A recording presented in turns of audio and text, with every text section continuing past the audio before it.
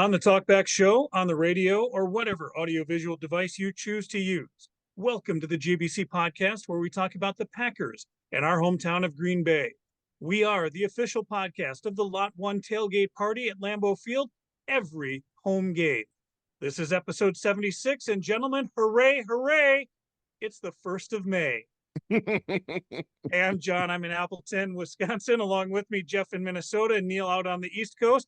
Say hello, gentlemen, and tell us what you're drinking. Good evening, gentlemen. Tonight I'm having from Brooklyn Brewery, Black Ops. And I am having a beer from Dogfish Head in Delaware. It is the Blue Hen Pilsner. It is located just about 45 minutes away from where Marshawn Lloyd grew up in Middletown, Delaware. Nice. And I have a Bailey's Irish Cream on the rocks. Hey, you can find us on YouTube and Twitter at Green Bay Chat and Facebook at the GBC Podcast, Green Bay Chat. Just the audio is available on Apple Podcasts as well as Spotify by searching for Green Bay Chat. Well, this is the after draft episode, and our topic tonight is the Packers 2024 draft. We'll be looking at all 11 picks and our thoughts on them. We'll also take a look around the NFC North and maybe some other things in the league. And we'll talk about our next episode as well before we get out of here. But gentlemen, first things first, we didn't get shit right on this one.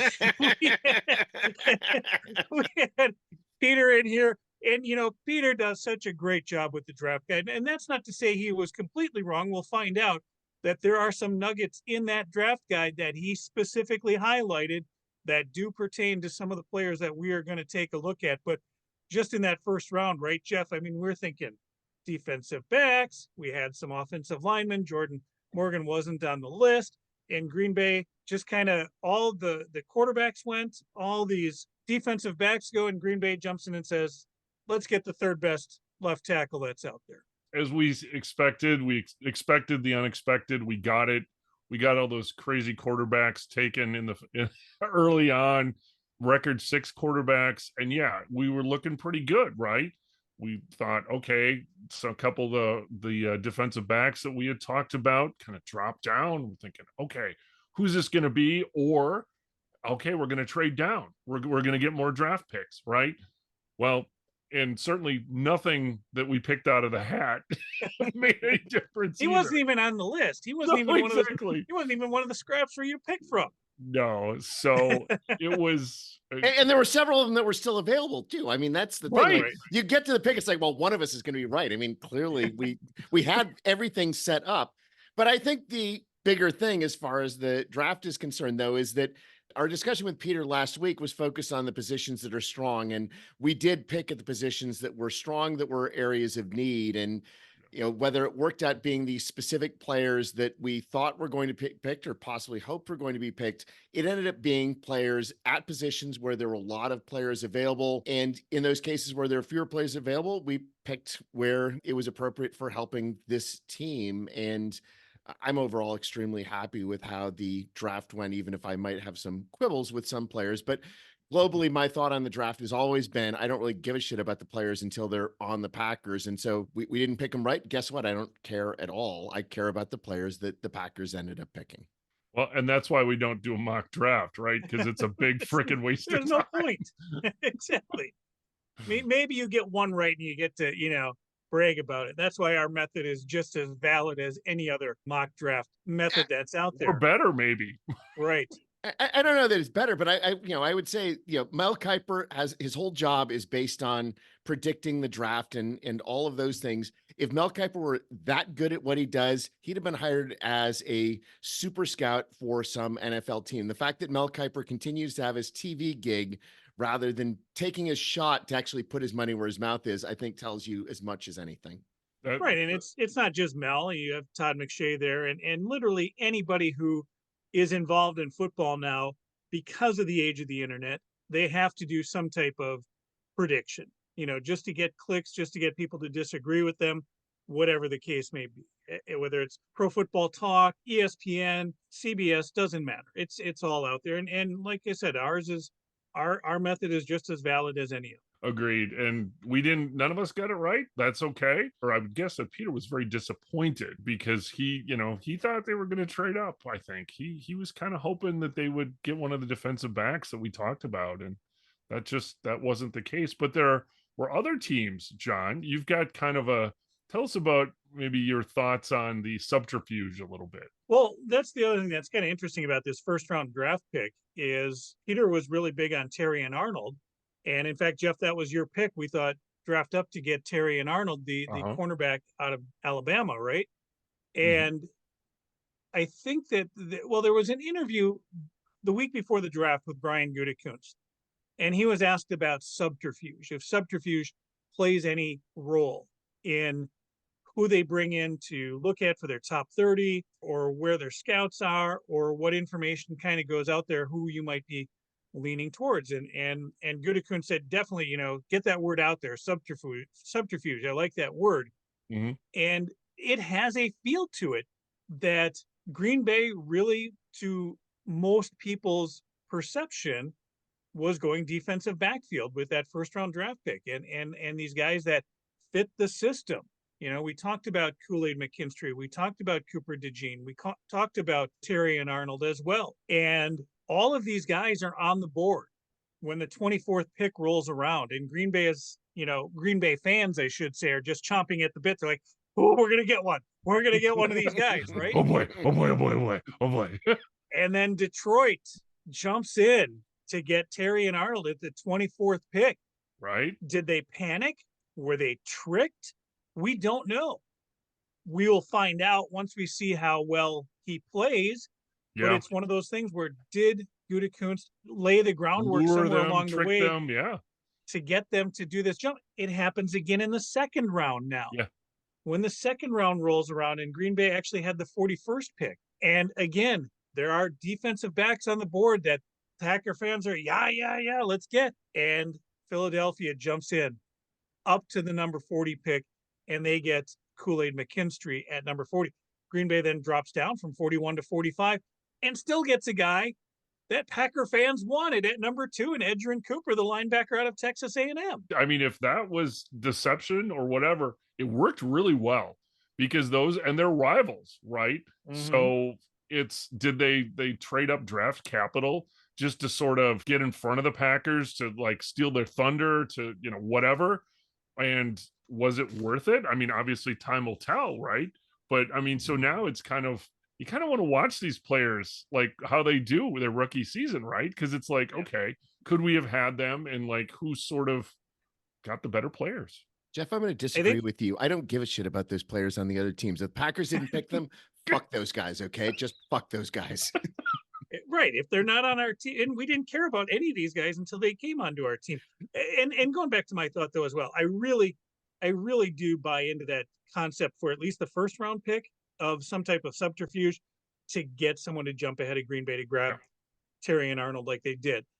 Not so much in the second round. And my thought process on that is because Green Bay then trades down. I think they really did want McKinstry, and maybe that's just my personal bias that they wanted McKinstry there in the second round. They didn't get him. They're like, well, we're pretty sure Cooper's going to be around in 4 more picks. Let's see if we can make something out of this. Yeah. And really, they had 11 draft picks going in. They were up to 13 at one point, but then ended up with 11. But they really did improve. Other than 41 down to 45, the other spots where they moved, they improved their position. Yeah. So really good wheeler dealer type tactics by Gutekunst as well. You're right, because when we had 13, I'm thinking, yeah, we're not going to choose 13 guys. It's not going to happen. We don't have enough jersey numbers. Oh, Jesus, John's going to go on the jersey number thing again. Oh, it's coming, Neil. But no, you're right. It just it seems to anyway show his skill in the draft, that he's moving up, he's moving down, he's wheeling, he's dealing. He's not doing anything stupid as far as we know, right? Well, but what I mean by that is like packaging a whole bunch of draft picks or future year draft picks or things like that, sort of mortgaging future years. Not trading the whole draft for Ricky Williams, right? Yeah, sort of, yeah. We will see if the third round curse is still in play. However, I think there's some consternation about those third round picks potentially, and we're only going to know with time. But although We did well last year in the third round, at least. So we had a little bit of a refuge from the third round curse. But going back to some of the things we talked about with Peter and the extensive draft guide, we know that we didn't talk about Jordan Morgan last week, Jeff, but what does Peter's draft guide say about the tackle from Arizona? Under his draft outlook, where there's sort of, he tells a little bit about the intangibles about the player or how it might fit, or the Packers might take a jump at that player. He very specifically states, if the Packers are looking for a left tackle, Morgan could be a strong possibility. The other thing about Jordan Morgan is that he was not on Peter's primary watch list, but he was the second player on Peter's secondary watch list. So Peter was definitely thinking about Jordan Morgan as a potential player. But I would say the thing that interested me most about the way the Packers picked this year is, in contrast to prior years where they're going for the young players, the players that are going to develop, that may take a little bit of time, that have the highest overall talent levels. The key for this year's draft seemed to be that we were choosing players that were ready to play from day one. One of the analysts said there are essentially only two offensive tackles who are ready to play and start on day one. John Alft was one of, sorry, Joe Alt, whatever. John Alft is how he's always going to be, as far as I'm concerned, as one of those players. And Jordan Morgan was the other. There were two players that were rated to start as a tackle, and we got one of those players. And I think that says a lot about, first of all, where Brian Gutekunst sees our offensive line and where our needs are. But specifically, it was not a explicitly draft for need. I think that he could have moved those things around, but it was very much a, we've got a team that is ready to compete now, and we're going to add pieces that are going to fill our weaknesses and that are going to be able to take us to that next level. And I think Jordan Morgan is the perfect example of a player that has the ability to take us to that next level with our offensive line. I completely agree with you, Neil. The draft last year, wide receivers, and let's develop and let's kind of have them grow together. Whereas they were taking players that are absolutely ready to just be plugged in and contribute. Because Jordan Morgan played 5 seasons at Arizona, played 41 games, 37 starts, all at left tackle. So, I mean, he's a proven commodity. He's just good in terms of not allowing sacks, being a strong run blocker. And I think the other piece to this, too, is even going into undrafted free agents and further, other draft picks, just looking for more bodies and basically plug and play. Guys that can, because the Packers seem to be very, very good, and this is sort of their MO now, of being able to have an offensive lineman play pretty much anywhere on the line. Versatility is that key word. It seems that a central component of our drafting MO is to play players that can play multiple different roles. And that versatility seems to be central to the way that Matt LaFleur wants to coach his players. Certainly Jeff Hafley's defense, they're looking at that, but also broadly, that was the way that we made our picks, is that you can see how Jordan Morgan could play left tackle. He could play right tackle. Matt LaFleur is going to have the best 5 players on the field, and Brian Gutekunst is going to give him the tools that he can play the best line that he possibly can play. And that's not common. Is it groundbreaking? Is it innovative? It seems to be working. I mean, based on what happened last year, and certainly, and hopefully, injuries won't play a part in that. But if and when they do occur, next man up kind of thing. It's not like, oh, this offensive tackle is playing, a guard now, or they're out of position. It's like, okay, where are they just going to be plugged in? Well, I mean, you look at the pick, right? And you say, well, obviously he's projected to start from the beginning, but is he going to place Rasheed Walker? Is he going to replace Josh Myers? Is he going to replace Sean Ryan? I think nobody has any idea which of those guys prior to the draft was penciled in as a starter is actually not going to start because of this versatility. Right. In the post-draft news conference I did watch with Matt LaFleur, he's all about competition, hard competition, so that the best player, in the coach's opinion, and just whoever rises to the occasion is going to play. And that competition will come out, when we get to camp. It'll be interesting to see how players get moved around. One player we'll talk about, a 5th-round draft pick, Jacob Monk out of Duke, is listed by the Packers as a center. And that, I think, specifically is to create that competition with Josh Myers. There's also been talk that Zach Tom can move into the center position as well. So if he comes out of that spot now, who goes into the right tackle spot. Again, like Neil said, with Rasheed Walker, is Jordan Morgan ready to jump in ahead of him? Does Walker go to the right side, Tom to the center? I think Jenkins and Sean Ryan, I think they're feeling pretty good at the guard positions there. But again, just a lot of plug and play options to really see which five work best together. And if you've got three guys that can play center as well as either guard or tackle, you have that ability to move them around as opposed to having a guy who can only play one position. And perhaps an advantage too, because then defensive linemen, so you don't necessarily know, you can't key on somebody because it might be changed around, even intra-game, moved around. So, does that present problems for the defensive line, for the edge rushers? Perhaps, because they don't necessarily know who they're going to go against. So yeah, I think it's a work in progress, and I think it's just an interesting way to go about it. I will say, and I'll let Neil comment here, I will say I'm not a big fan of that. I believe that you need five linemen that play together, that move together as a unit. Last season, when they were running linemen in and out like you do running backs and receivers, I don't think I was a big fan of that. Neil, you're a lineman. John, Tell me your thought there. At one level agree with you, but we were more effective in the second half of the year than the first. And it was the second half where we essentially had a platoon system at line. So I'm going to trust Matt LaFleur's judgment on this more than mine or yours. All right. And we'll see how it works out this year. Well said. Let's take a peek at the 2 second-round picks. Then we did talk about Green Bay then dropping down from 41 to 45, getting a player that I think general consensus was this guy's a Packer player in Edgerrin Cooper, the linebacker out of Texas A&M. And then another guy at the safety position. I don't think he was the top rated safety, or he was close to it, Jeff, but at number 58, Javon Bullard out of Georgia. And I think that's one of those things where everybody should have seen this coming. A defensive player from Georgia is now in Green Bay. No, right? Yeah. So to address Edgerrin Cooper, many had him rated as the number one linebacker, and especially what's known as, I guess, the off-ball linebacker. I know this guy is a great athlete, and he runs really, really fast as for a linebacker.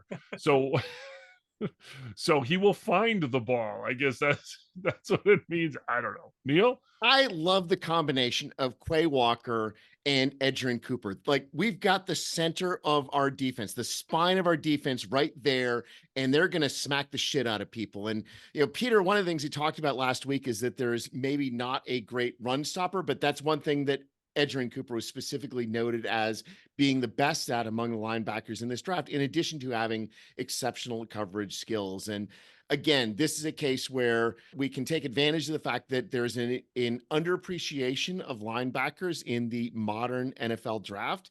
And, this is a guy who would have gone in the middle of the first round, maybe a decade ago or longer ago. And we happen to get an incredible athlete, somebody who's going to be able to contribute all three downs, whether it's running downs, passing. He's got that versatility that we're looking for. And in addition, because we're changing from the 3-4 to the 4-3, this was also position in need. It basically checks every single box that you wanted to have checked. Words used to describe him: athletic and aggressive, flies around. College, he had 30 and a half tackles, career tackles for loss. So he's in the backfield a lot. There's also a note from Peter that says the Packers need a linebacker, and Cooper would fit the bill very well. He's listed at 6'2", 230 pounds, ran a 4.51 40-yard dash at the combine, almost 22 and a half years old. Neil, however, he went to Texas A&M. Are you going to hold that against him? I respect Aggies football players. I respect players from the SEC. If your starting point for all drafting is just let's pick the best SEC players, I think that's not a bad way to go. It was mentioned earlier that he's excellent in the passing game. So we had talked about last week as well how we got killed in the San Francisco game with linebackers, San Francisco's linebackers that were really, really tough in coverage. Well, I think we found somebody here that's going to be really, really tough in coverage. And that's also a theme. Big hitters, but diagnosing and being good in the passing game. So you kind of extrapolate this a little bit. Okay, so you've got a 4-3. So what do you got? You got four guys on the line for rushing, right? So the two sort of center fielders, not including safeties or whatever, but those two middle linebackers, They have to figure out where the ball is and get to it in a really big hurry. Check and check. Yeah, especially since we're almost certainly going to play mostly 4-2-5 rather than 4-3. You Right. need those two studs in the middle of the field as the spine of your defense. And we love the Quay Walker pick. And I think this is a pick that we're going to enjoy down the road just as much. And just to shout out to Peter, Edgerrin Cooper was the number 4 player on his secondary watch list as well. So these are all players that Peter did have in mind as potential Packers players. Yeah, and he had it as he was the top linebacker. Yeah, that was pretty much consensus that it was the top linebacker in the draft. So, yep. So let's move on then to Javon Bullard. There's the viral video of him getting the phone call. It's not quite Tucker Kraft, but it's pretty good. Yes, indeed. So, I think he's happy that he was drafted as a Packer, shocker, from Georgia. But again, here you've got a captain, great attitude, plays strongly against the run, smart, quickly diagnoses, team leader, athleticism, attitude, leadership. And oh, by the way, Peter might have called this one as well. Peter's note is, if the Packers go down the safety route, then Bullard will be in play. And Peter did have him as number 11 player on the primary watch list. I think the other thing about Bullard, though, is that he did not have this issue with Cooper DeJean where people weren't sure exactly what his position was, but he also fits this is a player who's ready to play on day one. And Cooper DeJean was the consensus number 1 pick for the Packers in this draft. But there's one thing to note about Cooper DeJean. He was one of the youngest players that was in this draft class. And I just think that, there were opportunities to slightly trade up and get him in the first round. And, whether it's the subterfuge element or it is just that, well, we need players right now. We've got this window right now, and you never know when your window is coming back. Let's go for it. Let's gun it. Let's make this the best team in 2024 that we can have this year. Yeah. Experienced defensive back. I mean, he played 3 seasons in Georgia. 22 starts, played in 40 games for Georgia. He's been there. He's done that. He's played in big games. He's faced top level competition. So plug him in and have him go tackle somebody. And I need to go back and fix what I said when Green Bay traded out of that spot earlier too. Remember, it was Cooper DeJean actually went to Philadelphia ahead of the Packers at 40. Green Bay had 41. And then when Green Bay traded out, it was Kool-Aid McKinstry who went to New Orleans there. But I think the evidence here again is that Green Bay was thinking defensive backfield and probably had a safety on their mind. They didn't get Cooper DeJean that everybody wanted, but getting Javon Bullard out of Georgia at number 58 is a value pick. So I think these first 3 picks just seem spectacular for Green Bay. Right. I mean, you talk about draft grades, and to me, the most important picks are your first 2 rounds, and they checked every single box as far as these 3 picks that we had in the first 2 rounds. So now moving into the 3rd round, Green Bay finally takes a look at a skill position with a running back. John, what are you talking about? Left tackle is a key skill position. We've already got our first skill position player in place. We're just going to pick up these other guys that happen to touch the ball. I will let you have that. So they pick up a guy who touches the ball in the 88th spot. Neil, we never got Marshawn Lynch in Green Bay, but we now have Marshawn Lloyd, running back out of the University of Southern California. It was an interesting pick. It was certainly picked at a place where a lot of people had placed him as far as the overall draft board is concerned. He never put up huge statistics at USC, but he showed those flashes. And I think it's the flashes that the Packers were going on, that this is how do you contribute in the running game, in the passing game. He's somebody going to be able to play an Aaron Jones role, but doesn't need to start off the bat, and maybe doesn't even have the appropriate background to start off the bat. But that's why we signed Jacobs in the first place, is that we don't need our running backs to be able to start. But this is somebody who is going to be able to do something that is very different and is going to force defenders to pay attention to him. So Marshawn Lloyd, Jeff, in cleats and helmet, is 5'9". He's 220 pounds and runs a 4.46. That's a wrecking ball coming out of the backfield right there. It is. And I think the extra weight he's going to be carrying with him is the chip on his shoulder. Yeah. This is one of a few picks that the Packers made where, they really believe that they're better than where they were picked. There were draft folks that thought that maybe Marshawn Lloyd was the best running back of this class. And, just ask Marshawn, he seems to think so. Sort of that's a pretty powerful motivator to have that chip on your shoulder, right? So whenever every time he touches the ball, or presumably when he touches the ball, he's going to be like, okay, I'm the best running back and I'm going to run your ass over. He did very well after yards after contact. People would bounce off of him. He was elusive, but yet sneaky fast once he broke through the line. So all those things, if we've got a couple running backs that are almost unstoppable, and then, if AJ Dillon has like even a somewhat productive season, I mean, we've got three really good running backs. I even heard that, is this the best running back room in the NFL? Perhaps. Time will tell, but it certainly gives the offense another huge weapon or huge possibility. I mean, look at how well the passing game opened up. If you've got always the threat to run, that's going to make the passing game just taking candy from a baby. It's one of those things where I feel like maybe the draft guide, did get it wrong. At least Peters did. He had Lloyd rated lower than Braylon Allen, Wisconsin's Braylon Allen, Yeah. which I know Packer fans wanted in Green Bay as well. The Harbinger, Neil, I'm wondering, we've now got a running back from USC wearing number 32 on the Packers roster.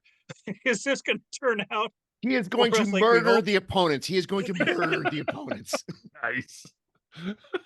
The other thing, though, is that he was a player who was rated as a potential top running back in the draft, though. And just as we did in the second round with Cooper, we're basically taking advantage of positions not being valued as much as they were a decade or more ago. And, somebody who's going to be able to contribute and contribute immediately. And just 3 picks later in the third round at number 91, a pick that they got from Buffalo in a trade, a kid out of Missouri, a linebacker named Tyron Hopper, another one that I don't think was on radar, Jeff. No, this one was kind of like, this is where I had to go look like, who's this guy? Right. Yeah. I mean, it was, we're still in the third round. It was like, okay. So did the Packers reach here a little bit? I'm not sure, because his strength on defense is on passing downs. So again, you've got a linebacker, you've got, maybe a third down if they do decide to go 3 linebackers or whatever combination they want to use on a passing down, they bring him in. He athletic ability, plays well against the pass, a disciplined pass defender. He not only played in Missouri, but he played for 3 years at Florida as well. So again, he's a senior. He's a little bit older. He's 23.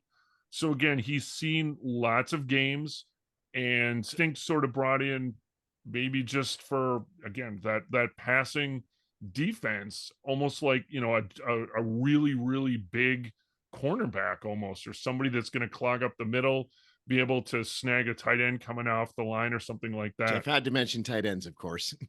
The night is young. But this is certainly, I think, the consensus biggest reach in the Packers draft. I mean, there are a lot of people who were displeased with the Packers for this pick. And this is just a case where I think there's a component of it drafting for need. Again, switching to that 4-3 defense means that you need more linebackers. And I think that Gutekunst saw enough in this player as somebody who is maybe a diamond in the rough, but also a diamond in the rough who can play immediately. And time's going to tell. I mean, whether the consensus board is right or whether Brian's right. And I'm more inclined to trust Brian than the consensus board.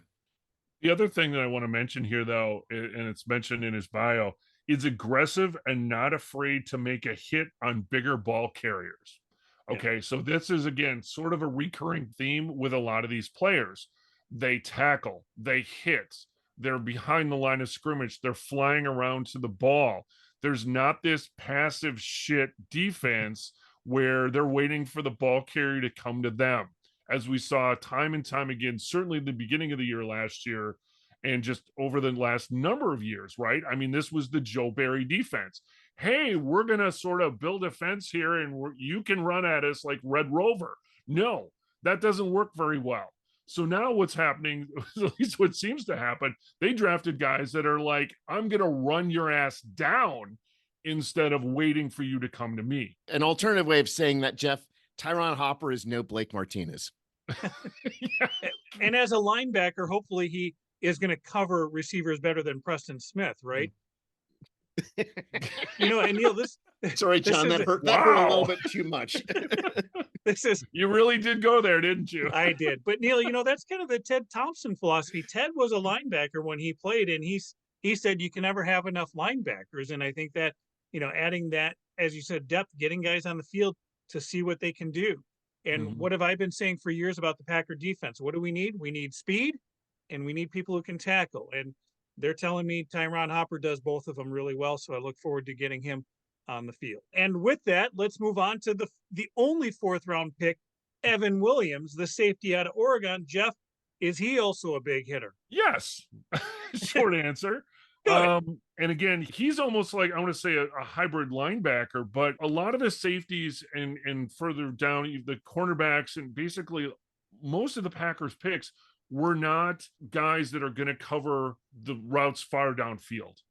It seems like they're really going to clog the middle of the field. So again, highly experienced, appears to play better when closer to the line of scrimmage, hybrid safety linebacker, best in man coverage short and underneath, sure tackler, diagnoses running plays, plays close to the line of scrimmage, effective player defending the run. He's listed as a safety, but, you know, again, somebody that's probably going to play kind of up close to the line of scrimmage, and he's got a ton of experience as well. 4 seasons at Fresno State, 1 at Oregon, and had success in Oregon. The thing that I said last week is that we're going to learn a lot about what Brian Gutekunst thinks about our current players in this year's draft. And we didn't draft a cornerback at a high level. That means that Brian Gutekunst is very confident that Eric Stokes is going to come back and play at the high level that's associated with him being a former first-round draft pick. Confident, obviously, in Jair, and confident in Keyshawn Nixon in the slot corner position, although some of these players could play in that role as well. And I think that confidence in the cornerback room is something that came screaming out of this draft. And I'm really excited about what that means for our team this year. I totally agree with you, Neil. And like I said, that's what I was alluding to, that we don't have anybody that's going to play on the ends that's going to run with the wide receivers. None of these players, that's their strength that of really anybody that we drafted. It's all kind of in the middle, like game speed in the middle and making short tackles and disrupting. Yeah, and that also, I think, says something about the confidence in Carrington Valentine's continued development as a corner. Moving into the 5th round, 2 picks in the 5th round. One of them we already talked about. And the 5th round was kind of interesting how they moved around. This is actually a move up for them, getting up to the pick number 163. We talked about Jacob Monk, and on the Packers website, they are officially listing him as a center. Now, our friend Peter wanted an offensive lineman from Duke in Graham Barton. Hey, Pete, we got an offensive lineman from Duke. His name is Jacob Monk. Not a lot of coverage on Jacob Monk. This was one of 2 picks that the Packers made where there really wasn't a whole lot in the draft guide. Although the amount of work that Peter does do, he was listed on the top, was it 15 or so, 20 linemen. So he wasn't completely off the radar. He didn't have a bio. That's fine. Can plug him in pretty much wherever on the line. If he's going to provide competition, that's great. But then if he can move or slide over to a guard position or something like that, that's fantastic. We needed to add linemen. This is a lineman. Again, my faith is in Brian. And honestly, draft picks, linemen in the 5th, 6th, 7th round, that's turned out pretty well historically. So again, just because he's not on any list that we have or whatever, where there's a detailed bio, obviously they knew enough to draft him, and we'll see. Could be another Pro Bowl or better lineman. Who knows? That and listing him as a center, like we talked about earlier, creating that competition, something that Josh Myers needs. He needs someone to light a fire under his ass, and getting a late round center. Scott Wells, a guy that comes to mind. Scott Wells was a 7th round draft pick and was very serviceable for very many years in Green Bay. And if they can get that out of Jacob Monk out of the 5th round, I still like Josh Myers. I'd like to see him improve, but boy, did he struggle last year. And I think this is going to help him in camp this year. That other 5th round pick, At 169, a safety out of Oregon State, and I will say it right now, I do not know how to say his first name. Kitten, Oladapo, I don't know. Kitan. As long as while he is playing safety, he is not a kitten, he can say his name however he wants. So his full name is Ola Katan. Okay. Who knows? We'll call him Whatever. Kit. But he's also good. All right.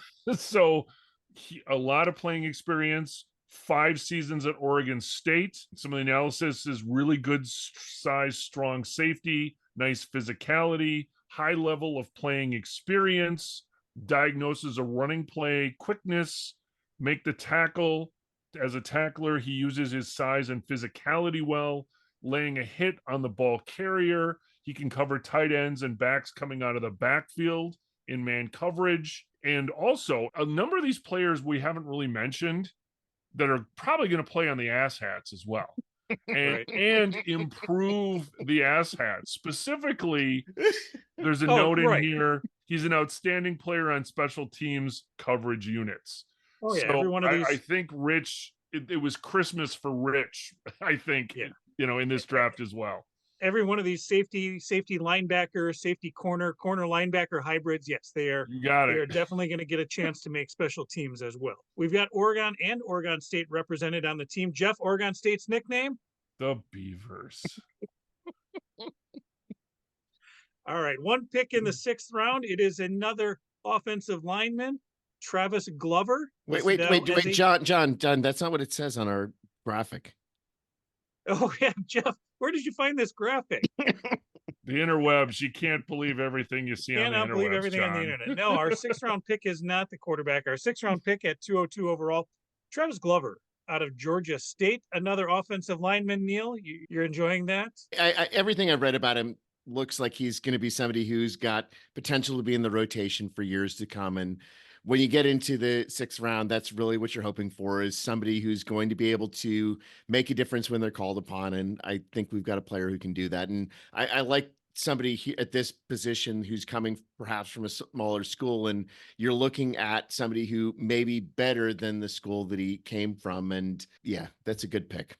So this is another player that Peter didn't have any specific bio on, but he did have on the list of his offensive linemen. To Neil's point, Packers have done very well drafting in the lower rounds for linemen, for starting good serviceable linemen.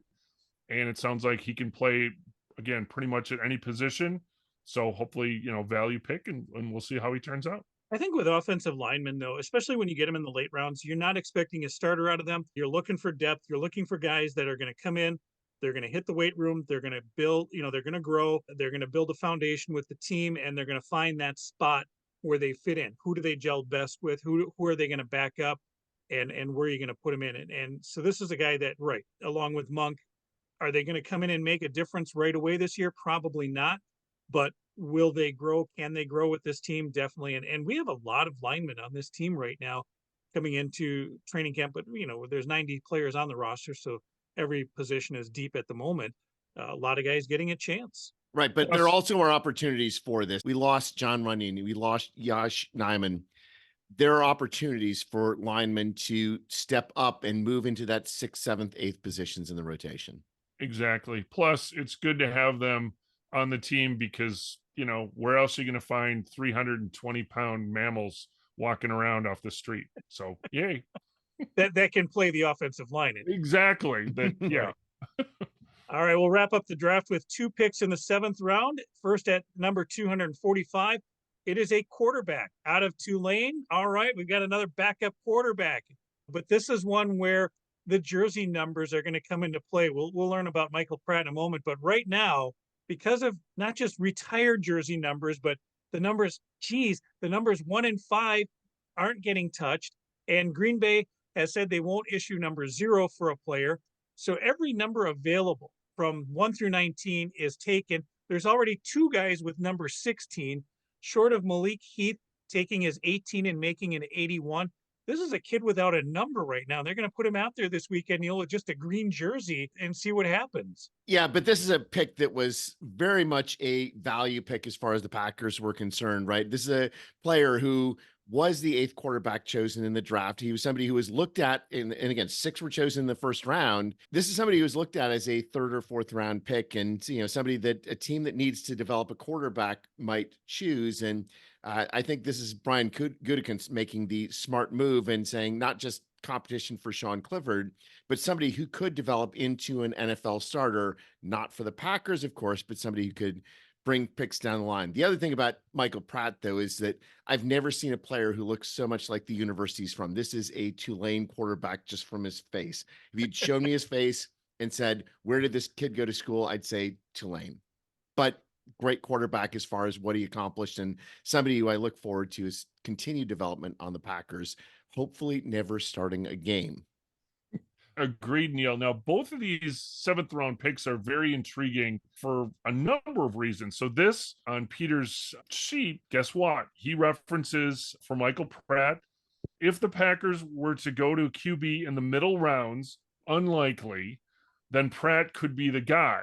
Well, he was prophetic in that it wasn't the middle rounds. It was halfway through the 7th round, most of the way through the 7th round. So yeah, he played 4 seasons at Tulane, 47 games, 44 starts. So he was the face. He was the QB at Tulane. Apparently, again, he does a lot of things very well, not elite, but again, very, very solid. Doesn't throw many bad picks, goes through progressions. He's smart. He identifies footwork, strength, toughness. So I think if I'm Sean Clifford, I might be a little concerned, but you know what? Again, that's a good problem to have. So again, getting back to this competition thing. So if this is somebody that comes in, can even help teach Jordan Love, who knows? A different philosophy, something coming in, again, it'll be an interesting quarterback room, but certainly a very intriguing pick. And maybe, 2-3 years down the road, he'll be the MVP of the preseason. Right. Sure. He'll probably get a lot of snaps in the preseason, use him for a trade 2-3 years down the road. Because again, he was 245th pick, mid 7th round. So get a higher pick for him. That's a great choice. And back on those jersey numbers, Sean Clifford had to move from number 8 to number 6 because of Josh Jacobs.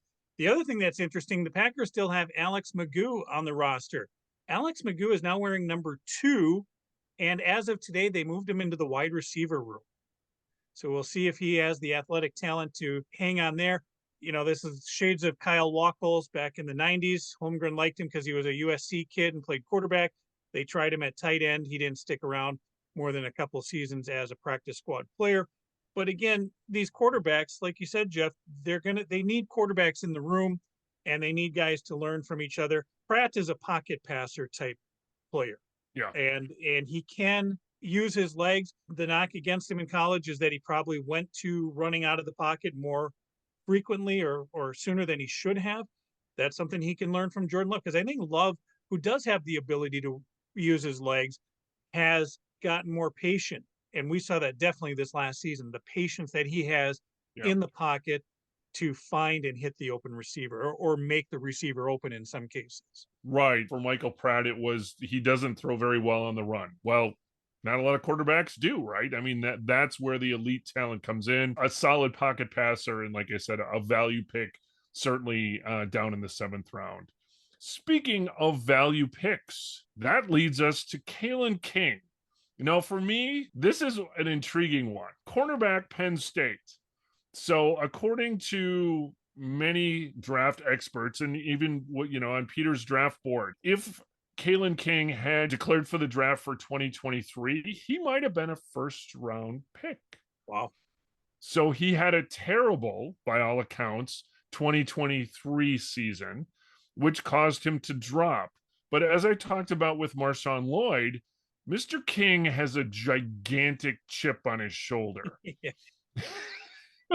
So therefore, can he be better? It certainly seems that he can, because he was good in 2022, tons of passes defense, interceptions. He was a shutdown corner. Now he plays obviously in the Big Ten at Penn State, so he's facing really hard, difficult competition. Can he sort of rebound and getting picked 255th, almost dead last? What I've seen interview and things like that, I mean, he is ready to prove himself. And the other thing about Kalen King is that, in contrast to our earlier picks in the draft, this is a younger player. Despite having a lot of experience at Penn State, he's still just barely 21 years old. So he is somebody who has that youth. He clearly needs some development, but he's got that time to achieve that development. And another one of the players where isn't afraid to make the tackle. Now, as a cornerback, that's saying something. Some of the cornerbacks, and especially if they have a tendency to make the Olay tackle, or and again, Penn State, a lot of pedigree here. And so I'm gonna really, this is one of my favorite picks. Just sort of, I'm gonna say for the underdog, but just like, what can he do? This is sort of one of those, with the 7th round pick, basically not a lot of draft capital used. But if like there's any upside here, it's a huge value pick.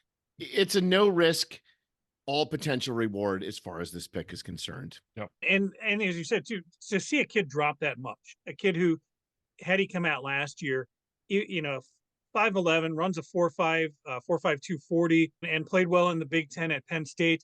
Yeah. To see him drop from 15 potentially down to 255 a year later for one bad season, the talent is there. And if you have a room that he can work in, and there are certainly plenty of good corners on this team that he can learn from, and if he can get on the field in special teams to start with and just kind of make a name for himself, and they really should give him number 20, because I know there's guys out there with number 20 jerseys that say King on the back of them that they don't really want to wear a lot right now.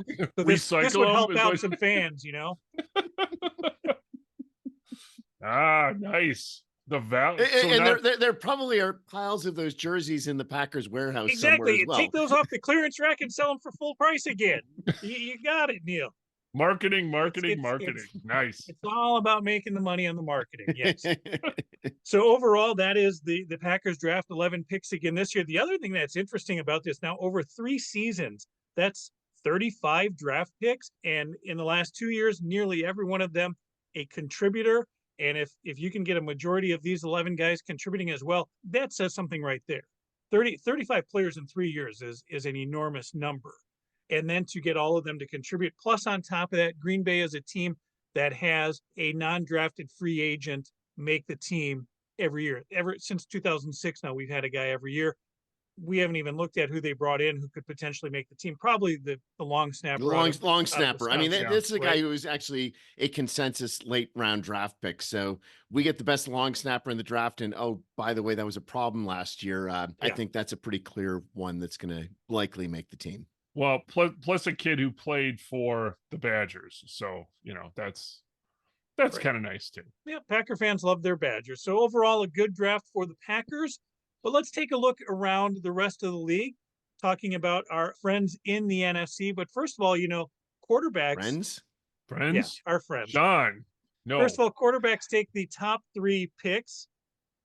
To no surprise, Caleb Williams goes to Chicago. I guess technically they needed a quarterback because they traded away Justin Fields. So they had to grab someone. They get Caleb Williams. They're expecting or hoping that he is going to make a splash on day one, but they also grabbed a wide receiver in there as well. So this is a team that they were 7-10 last year, and they weren't missing a lot of pieces, but now they're looking to regrow or start over with a quarterback. It'll be interesting to see what Caleb Williams' development is, because he's obviously penciled in as the starter. They take him first overall. They're just going to say, all right, you're going to start. You're going to figure it out. Will he be good right away? Most rookie quarterbacks aren't.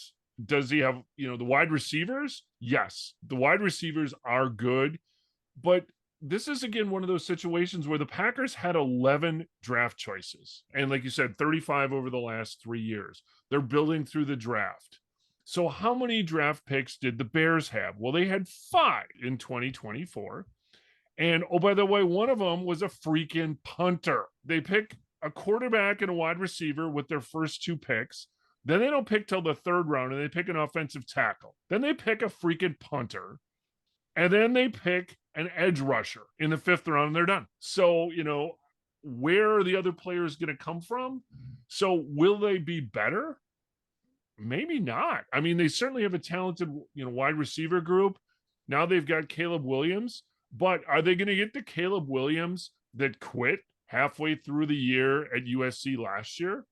Or are they going to get like the talented Caleb Williams and to justify the first round pick? Or are we talking like Ryan Leaf here? I'm not convinced. Personally, I think there were, other teams got better quarterbacks. We'll see. Obviously, twice a year at least. This is not the solution. Is he going to be good? Only time is going to tell.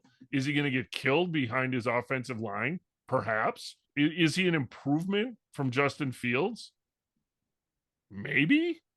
I mean, I think that one's a clear yes, but okay. All right. Remember, Justin Fields was picked pretty high, and he was sort of the savior. So I did send you guys. Let's Jeff. Justin Fields would not have been traded for 6th round pick if you were that good. Okay. Well, yes. Well, as we found out, but when he was drafted, he was drafted high. So I did want to share with you that the Bears are the undisputed winners of the offseason. Just ask any. But that's Bears that's what they live for. That's what they. The Vikings are pissed off because they like to be the winners of the offseason. So, and potentially they are. Let's take a look at some other quarterbacks here. So Jaden Daniels goes number 2 overall to Washington. He's out of LSU. Then Drake May to New England with the 3rd overall pick, a guy that people thought Minnesota was going to try to trade up and jump up and get to. They did not make that move. So Drake May out of North Carolina, now in New England. Then the real surprise, 8th pick overall, the Atlanta Falcons, who signed Kirk Cousins to get him in, a 36-year-old quarterback who they're hoping can play for a couple of years. Maybe they're thinking that Michael Penix Jr. They do penis, John, penis. They do to Penix what Green Bay did with Aaron Rodgers and Jordan Love. This is not that. And they give him time to learn under a veteran quarterback. I just don't know if that's going to be the thing. But again, time will tell. But now we get to the 10th overall pick. So there are 5 out of the top 10 picks are quarterbacks. Did they pick Kirk Cousins 2.0? Did they want Kirk Cousins 2.0? So Kirk goes to Atlanta for $100 million guaranteed.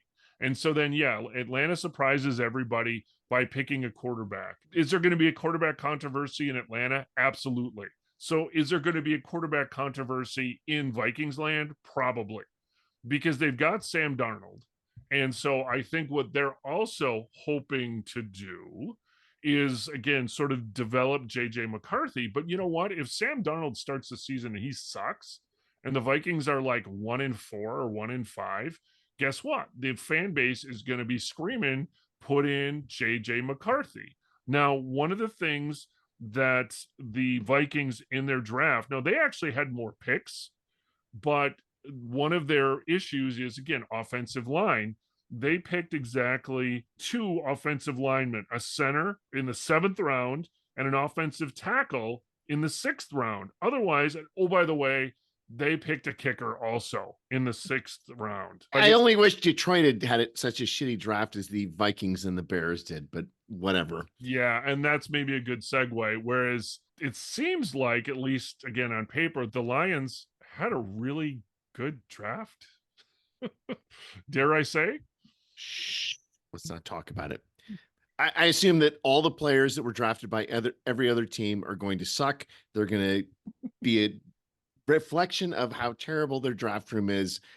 Let's just go with that hope, right? The draft is all about hope.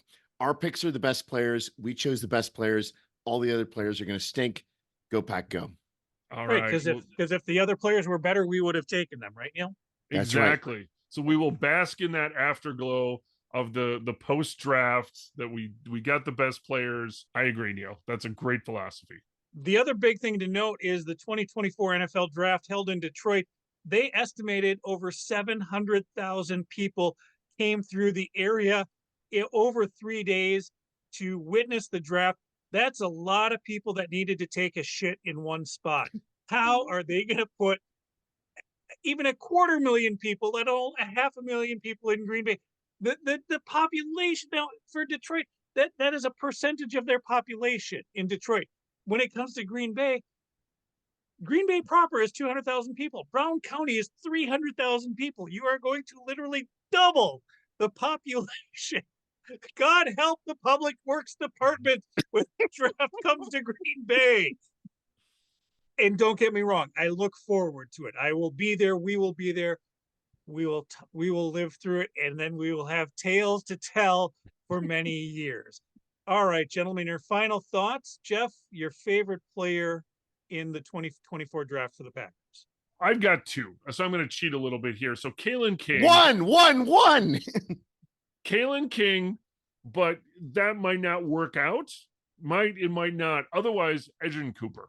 I'm excited to watch him just run people over, to be a menace in the backfield, and to really live up to the hype. He and Quay Walker just flying around as linebackers, and to watch his growth and hopefully his going to the Pro Bowl. So, Jeff, you stole the player that I was going to do. I think Cooper's going to be great. I think he's also going to make Quay Walker better because there's going to be no keying on Quay Walker. But I'll go with a first-round tackle. How can you not love a tackle going in the first round? Somebody who can be dominant for the Packers for a decade and protecting Jordan Love, pushing our line forward, pushing the running backs to long gains. Jordan Morgan, we've got a second Jordan on the team, but this is the player that is going to take us in a next direction from the offensive line perspective. And my favorite player is going to be the quarterback. I like Michael Pratt just because not just because he's a quarterback, but because it harkens back to the Packers' philosophy of always draft a quarterback. When you look at the 90s rosters and Ty Detmer, Mark Brunell, Aaron Brooks, Doug Peterson, Matt Hasselbeck, all of these players were drafted in Green Bay or came through Green Bay and developed, and we were able to trade them off or get something out of them when they left Green Bay. So if that means that Sean Clifford and Michael Pratt are going to become better players that are going to be coveted by the other teams who don't know how to draft quarterbacks, great. We'll get something for them down the road. And I hope that is a philosophy that Green Bay continues with, because I really enjoyed it in the 90s. It's great seeing quality quarterback play in the preseason, knowing full well that you've got one of the best in the league that's going to be there for the regular season as well. All right, if you're watching us on YouTube, please hit subscribe, leave a comment. It's free as always. And you can find the GBC podcast at Green Bay Chat. Again, all one word, Green Bay Chat. We are on Twitter, Instagram, TikTok, Snapchat, Apple Podcasts, and Spotify, as well as Facebook at the GBC podcast, Green Bay Chat. Don't forget, we are the official podcast of the Lot 1 Tailgate Party at Lambeau Field. We will be talking tailgates this season in full as well. And may you fully appreciate the magnitude of your impending good fortune. Thanks for joining us. Good night. Night.